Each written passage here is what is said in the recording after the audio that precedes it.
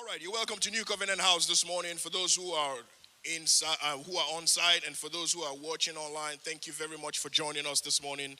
This is New Covenant House. God is here, Jesus lives here, and from here He visits every other place. With us for the first time, thank you for joining. My name is Segun. I'm one of the associate pastors here at New Covenant House.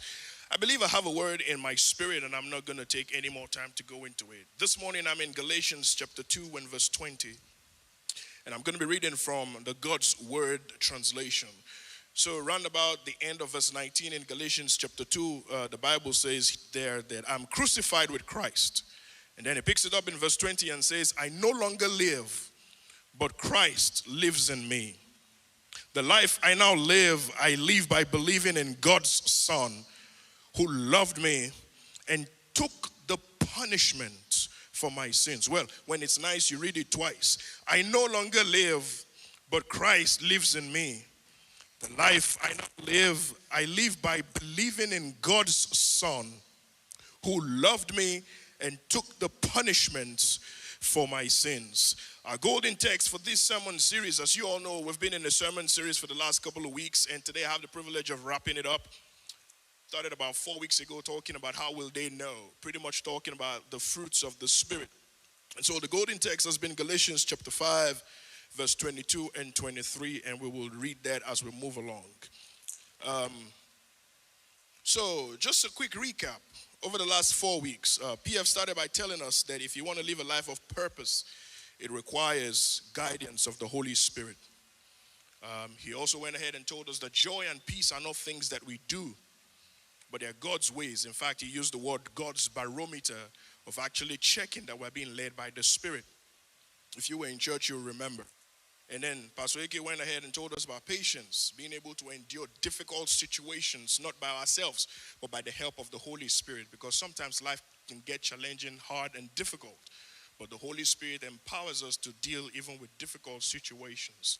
She said to us that we move from patience to kindness by doing the right things without expectation of result, without expectation of a return.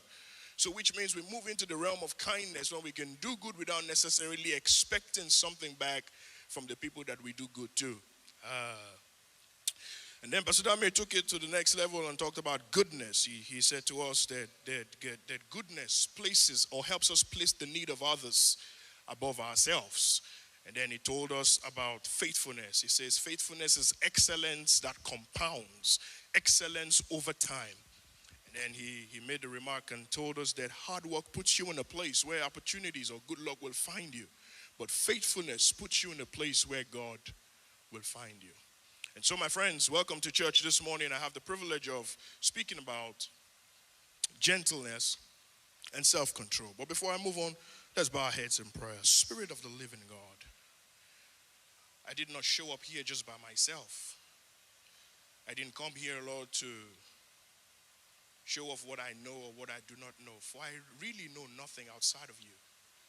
And so, Father, I'm asking that the heavens open up, and that you speak your word very clearly, very loudly, that every ear will hear your word. I'm asking that at the end of this message, Lord, our lives will be challenged and encouraged. In Jesus' mighty name we pray. So the Bible opens up in 1 John chapter 4 and verse 8. The Bible says that the one who does not love does not know God, for God is love. And then what that means is that whatever we call love, if it is void of God, does not meet the criteria of true love. So for it to be true love, God must be involved. And so when we begin to talk about the fruits of the Spirit, remember, PF told us that it's actually fruit, singular, of the Spirit. And it starts telling us that, it's love. And then it mentions 8 other fruits that we've been looking at over the last couple of weeks. So one author says that it's a singular plurality or a collective singular. And what this is saying to us is that love is the fruit, and the other 8 attributes we'll talk about are expressions and extensions that further embellish the richness of the love of God. For remember, the Bible says, for God is love. What this means, my friend, in contemporary terms, is that those 8 fruits, I will call them 8 shades of love. So those things further help us understand and embellish the concept that God is love. But listen at what Paul says in Romans chapter 5 and verse 5. He puts it this way. It tells us that the love of God is shed abroad in our hearts through the Holy Spirit. Just follow me closely. It's going to be good in here this morning. So in Romans 5:5, Paul is telling us that in the Godhead, Father, Spirit, and Son, there is an enablement system. The Godhead has a divine enablement system. And in that system, there is a divine enablement agent. Name is the Holy Spirit. When the Holy Spirit takes residence on the inside of a believer, he empowers and equips you to be able to produce fruit in the same manner that Jesus did while he lived here on earth. So what that means is that the Holy Spirit on the inside of me makes me produce the fruit of love and every other thing we've been talking about over the last couple of weeks. Why? Because the Holy Spirit is a divine enabler. Oh yeah. So what this means, my friends, is that the fruits of the Spirit is not a list of optional qualities or characteristics that a believer picks and chooses which one he wants. Oh no. The fruits of the Spirit are supernatural, spiritual attributes of a divine life. I'll say that again. The fruits of the Spirit are spiritual, supernatural forces of a divine life. In the Greek, it's called the Zoe life. And the Zoe life is characterized by fruitfulness. In the Zoe life, we're talking about being fruitful. Somebody say fruitful. Say it again, fruitful. So now we're going to dive into a little bit of theology. There's a concept in theology called the law of first mention. What this means, my friends, is that in order for you to understand a particular word or doctrine, we need to trace it back to the first time it was used in scriptures. And then we're able to understand and glean from how it was used the very first time it was used. So remember, the word here is being fruitful. So we're going to trace it back to Genesis chapter 1. That's the very perfect scripture in the Bible. So it reads on this wise. Look at what it says in Genesis chapter 1. It says, and God blessed them. And God said to them, be fruitful. I'll stop there. God blessed them. And God said to them, be fruitful. So I was doing my due diligence and trying to understand what that actually means. So there's several meanings and interpretations of the word that was translated as fruitful here. But the one I'm going to concern myself with for the purpose of this discussion this morning is the word growth. Somebody say growth. So when God said to Adam, be fruitful, God was saying invariably grow. Help me point to your neighbor. Just point to your neighbor and tell them grow. You know, we're recovering from the pandemic, and you know, I typically like to high five your neighbor, but you know, we can point to our neighbor. And so the word there is grow, which means when God was saying be fruitful, it was much more than reproduction. It was about representation, because we grew up to be able to represent something, which means it was much more than procreation. It was about fulfilling purpose. When God was saying fruitful, it was busy. It was all about growing. Because you see, my friends, God is more interested in your growth than he is interested in your comfort or anything else. Help me point to your neighbor and tell them grow. And so, my friends, this sermon series is not really about behavior modification. It's not even about self-help. It is all about growing. I want you to just place your hands on your head and say, I will grow. Because this is what God expects from us. And so, my friends, we've traced it back to Genesis. Now let's look at the last Adam, the very perfect specimen ever lived, the sample son. Let's look at Jesus in John chapter 2 and verse 52. Look at what the Bible says about Jesus. The Bible says, I'm in the God's Word translation. It says, Jesus grew in wisdom and maturity. He gained favor with God and people. I read it again. It says, Jesus grew in wisdom and maturity. He gained favor with God and people. I won't be able to unpack this text, but this is what I want to say. There's a word right there, wisdom. It's becoming one of my favorite, the Greek. That word there is the word Sophia, from where we get the English word sophisticated. What this means is that Jesus was a sophisticated being. See, what that means is that Jesus came to introduce a different culture. This is why when Jesus came into the world, he was different from everyone who ever existed before him or alongside with him or after him. Because Jesus grew in Sophia. He became knowledgeable and he introduced to us a new culture. This is why when Jesus is talking about you and I, this is what he says. He says, you are in this world, but you are not of this world, because you are of a different culture. Just say to yourself, I am of a different culture. And so, what Jesus is saying here, interesting. All right. Okay, so Jesus was a different breed, and Jesus had to grow into it, which means he didn't start that way, but he grew up into it. And so as we continue in today's discussion, what I want to say basically is this: God wants us to be fruitful, God wants us to grow, but growth is progressive. You must realize, my friends, God is not interested in perfection. God is the one who perfects us, but God wants us to be progressive. God wants us to keep making progress until he gets to a place where he perfects us, because that's his work. And so one of the proofs of maturity, my friends, of any tree is that the tree produces fruit. The way you know that the tree has come to a place of maturity is that you will see fruits on the tree. And my friends, this is true about our lives as well. The proof of your maturity in Christ is that you produce fruits in the manner which Paul described to us in Galatians chapter 5, 22 and 23.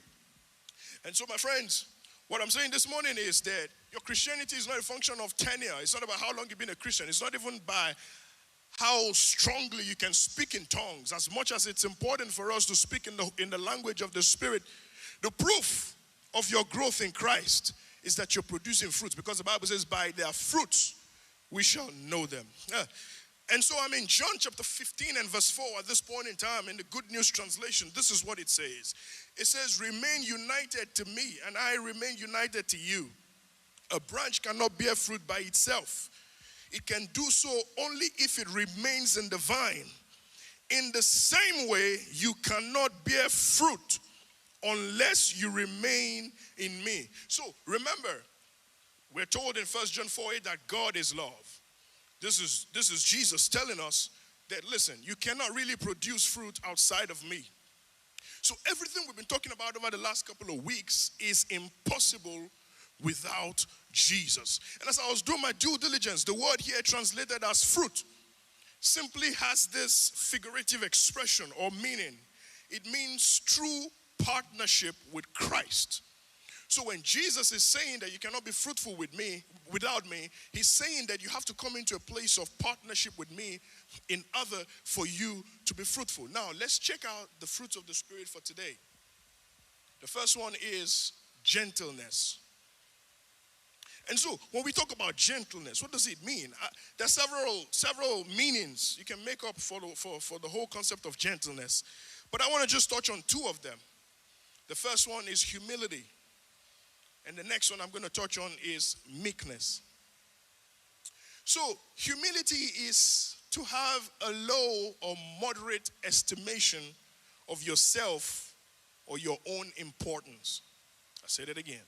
Humility is having a moderate or low estimate of your own importance. Pastor Rick Warren puts it this way. He says, humility is not thinking less of yourself. It is thinking about yourself less. It doesn't mean that you belittle yourself. It means that you don't prioritize yourself all the time. And I like this one. Listen at this one. To be humble means to be God-reliant and not self-reliant. To be God-reliant and not self-reliant. So sometimes it's easy for us to say we are this or we are that, but you need to really ask yourself, do I rely more on God or do I rely on myself? Psalm 20 puts it this way. It says some trust in horses and some trust in chariots, It says, but we trust in the name of our God. Listen, my friends, at the end of the day, the difference is in the outcome. Those who trust in horses, the Bible says in verse 8 of Psalm 20, it said they are brought low. Those of us who trust in God, it says we are elevated, we are exalted. So if you want to be elevated, the key is humility. And humility is the fruit of the Spirit, gentleness. This is why we struggle to be gentle and humble when we do it by ourselves.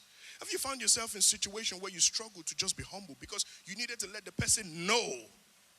That's because it doesn't come natural. It takes the help of the Holy Spirit for us to be humble. Let's look at a few things about humility. Let's look at a few things. Look at what the Bible says. Look at what the Bible says here. In James chapter 4 verse 10. Yeah, James tells us, it says, humble yourself in the sight of the Lord, right? And he shall lift you up. Now, Peter puts it in a different way in 1 Peter chapter 5 and verse 6. It says, humble yourself under the mighty hand of God, that he may exalt you in due time. Look at the emphasis. For James, it says, humble yourself in the sight. For Peter, it says, humble yourself under the hand. And as I was thinking about this, why will he talk about the hand of God? It is because the Bible tells us a lot about the hand of God. Listen at Psalm 118 verse 16. It says, with his mighty arm, the Lord wins victories. So when the Bible is admonishing us to humble ourselves under the hand of God, it's saying, listen, there are certain battles in life that you cannot win without my hand. But my hand has been tested and proven that when I guard you and I undergird your life, I'll deliver you to victory. And I perceive that there are people in this place who need some victories in their life. I declare in the name of Jesus, this is your winning season. Somebody shout, it's my winning season. Oh no, you didn't shout it very well. Shout it one more time. It's my winning season. I promised them this morning I'm going to teach for 25 minutes. I'm only going to preach for 5. So I need to be calm. So let's move on quickly. James chapter 4 and 1 Peter chapter 5 verse 6 also put it this way. It says, God resists the proud and he gives grace to the humble. I won't be able to unpack everything, but let me talk about resist. To resist means to apply force in opposite direction. Now, you must understand, going against God's direction is already problematic. But when the Bible says God resists you, it means that God is now, when God does not apply force, he's a force already on his own. But when God now says he will apply force, it means you're in trouble. And sometimes, my friends, it behooves us to check our lives. Is God opposing you? Because sometimes maybe the things we're actually calling the devil is really not the devil. Maybe we are setting up ourselves in such a way that God's system opposes us because God wants us to humble ourselves on his. You see, you must understand. You must understand. It's better to allow the Holy Spirit help you humble yourself than for God to give you a humbling experience. See, you must understand this. Listen. A couple of stories I would like to bring up from scriptures.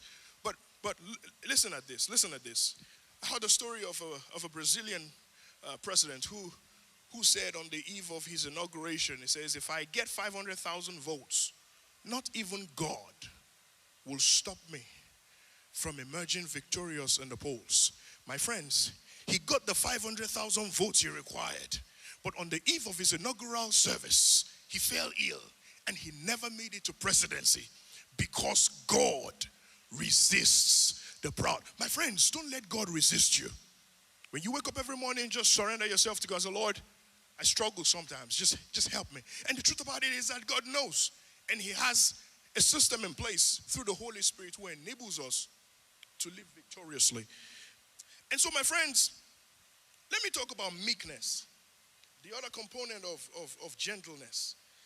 To be meek is not to be weak. To be meek is to be teachable. To be meek is to submit and surrender to divine authority. To be meek is to understand that I can't, but God can. And listen at what the Bible says. Listen at what the Bible says about humility, about being meek. Here's what the Bible says. In Proverbs chapter 12 verse 1, he says, whoever loves instruction loves knowledge. And remember, meekness is about being teachable.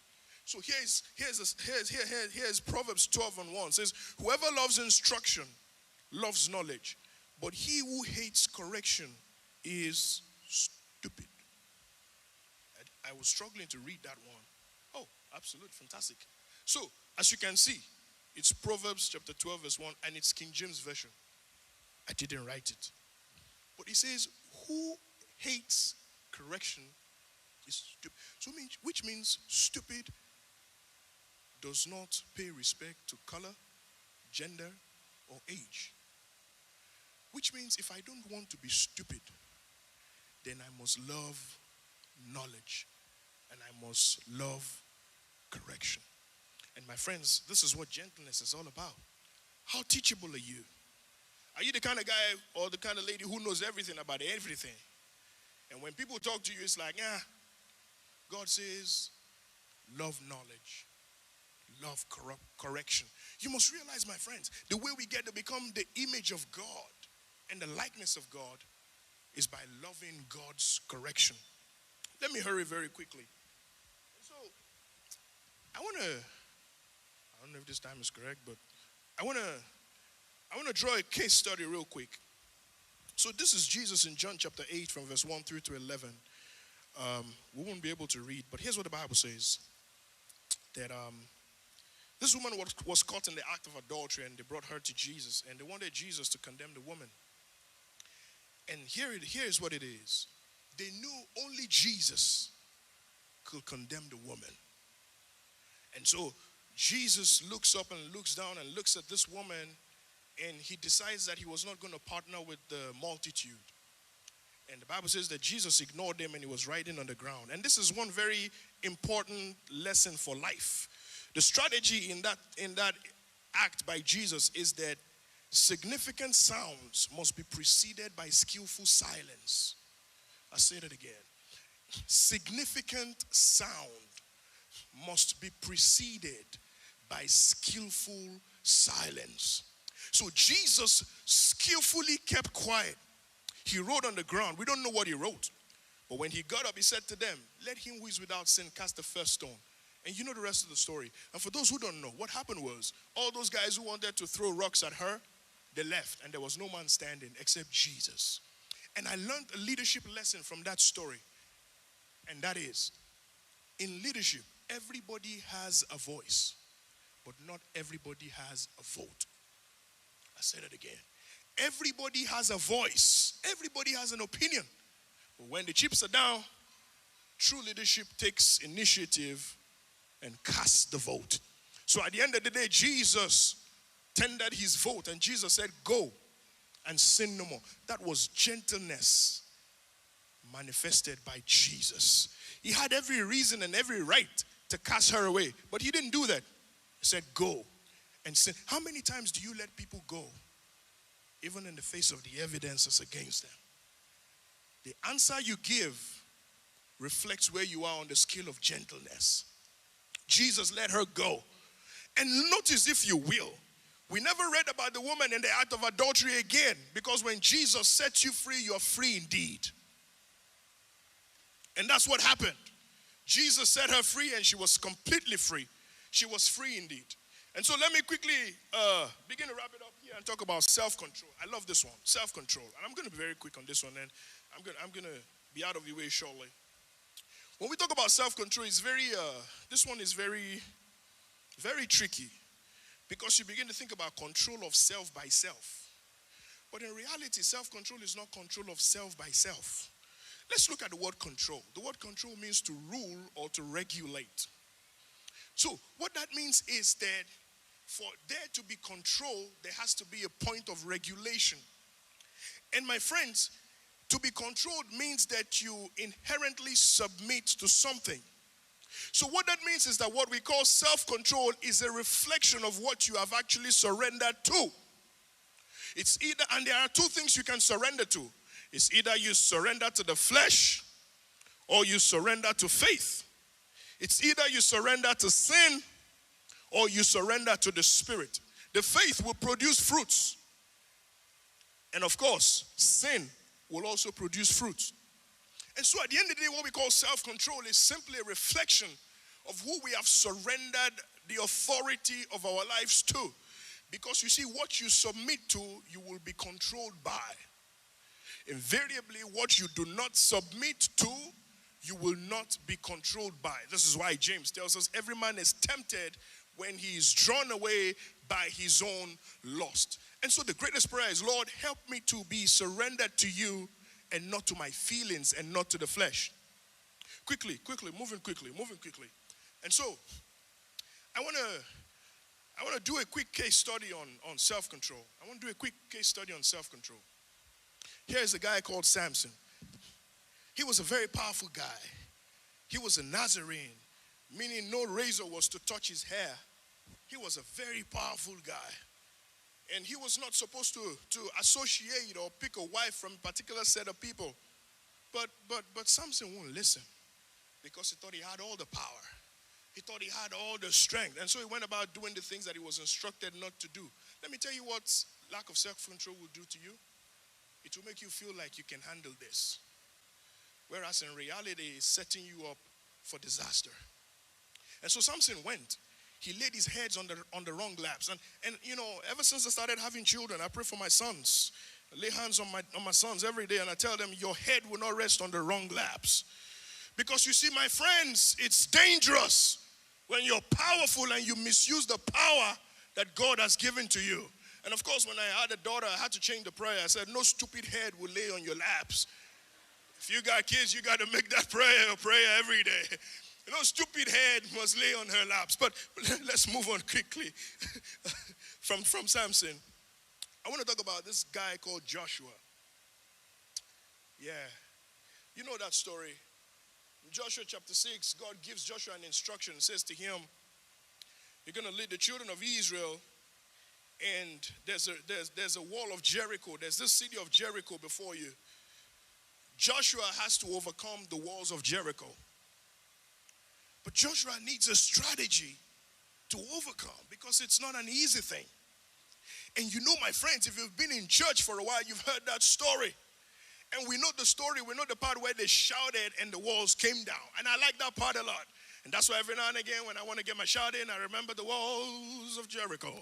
But you know, that's the story. But that's not the strategy. Listen at the strategy. God says 6 days, one time, you will march around the wall.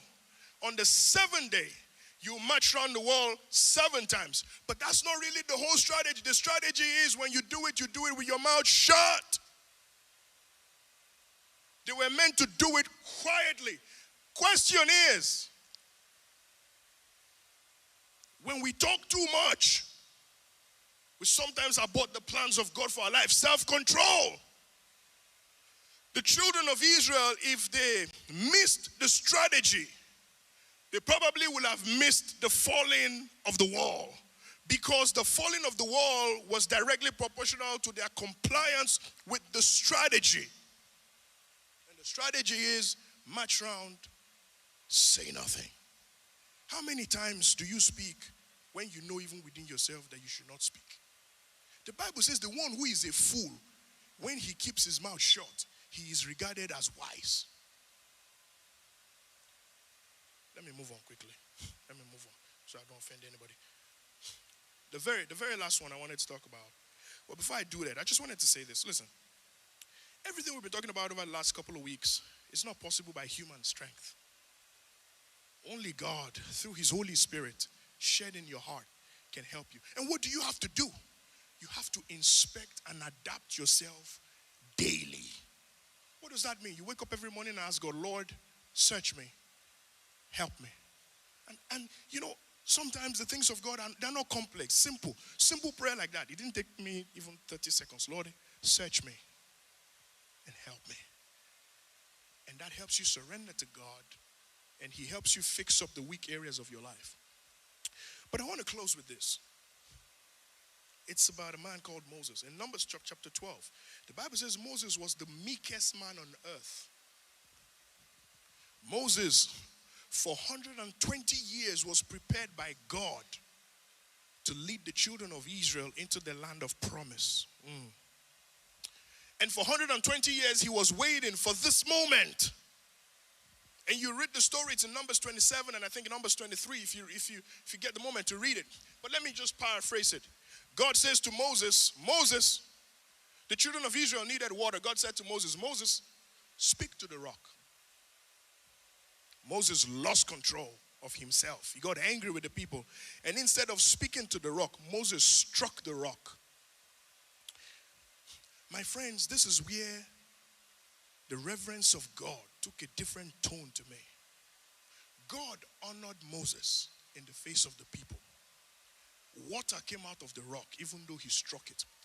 And what God said to me yesterday night is, listen, don't be fooled by the output of your life. You must measure your output with divine instruction. Any output that is out of sync with divine instruction will cost you something. By the time we get to Numbers 27, God took Moses onto a mountain. The name of the mountain is Mount Abarim.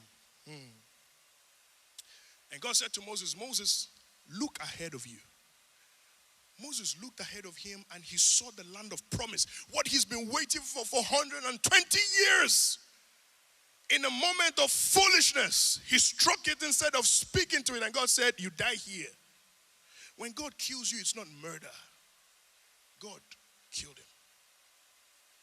And Moses saw the promised land, but lack of self-control robbed him. Oh, but my friends, that was the whole Testament. Because you see, if I tell you God killed him, some people be looking at me like that. But listen, that was in the Old Testament. Because when I was doing my due diligence, the word Abarim there means to look over and to look ahead. I'm almost done. What was happening is that God allowed Moses to look ahead. But God was also looking ahead in himself. Because you see, let me say this. We are always a continuation of what God is doing. None of us here is actually starting something new. Every one of us is a continuation of something that God already started. So when Moses was standing on Mount Abarim, Moses was a continuation of what God started in Abraham. And God looked on that mountain 42 generations later and he saw Jesus. The next time we hear of Moses in the Bible, we see him on the mountain of transfiguration with Jesus and Elijah. Oh yeah. And the Bible says on that mount of transfiguration we saw Moses. But that was not the end of the story, because when Moses was on Abarim, God saw Jesus. God was looking forward to the day when we make mistakes and it doesn't have to kill us. And so the Bible tells us now that we are no longer on Mount Sinai or Mount Abarim. We have come to Mount Zion.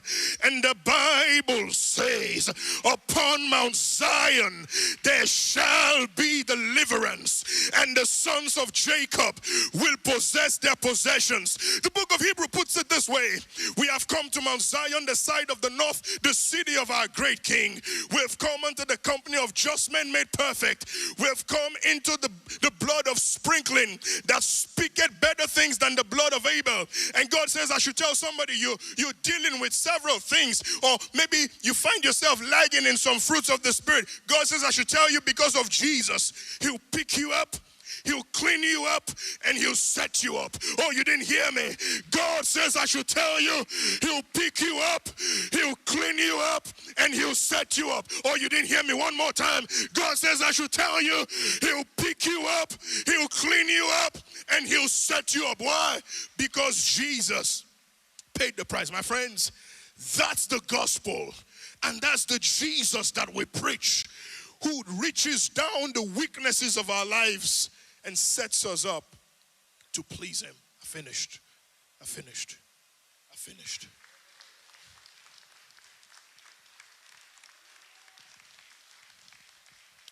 My friends, the Holy Spirit lives in us through Jesus. See, when Jesus died and he resurrected, that was not the end of the story. Jesus said, I must go to the Father, and I'm coming back to live in you through the Holy Spirit. If the devil thought that one Jesus wreaked havoc in his kingdom, think about what you and I can do by the power of the Holy Ghost. That's the message of the gospel, that Jesus lives in us.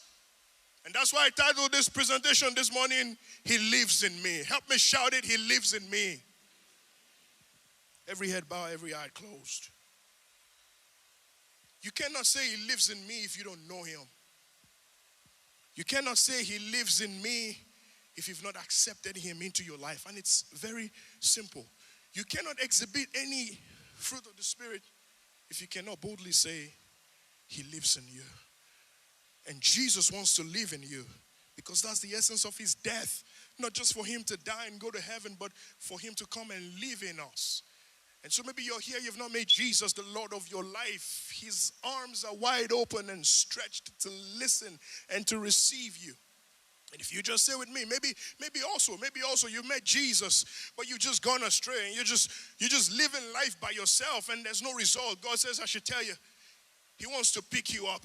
He wants to clean you up, and He wants to set you up properly. And so if you just say this prayer after me, Lord Jesus, I believe with my heart, I confess with my mouth that you are Jesus the Christ, the Son of God. I accept you into my heart. Cleanse me from all unrighteousness. Forgive my sins. Be my Lord in Jesus' name.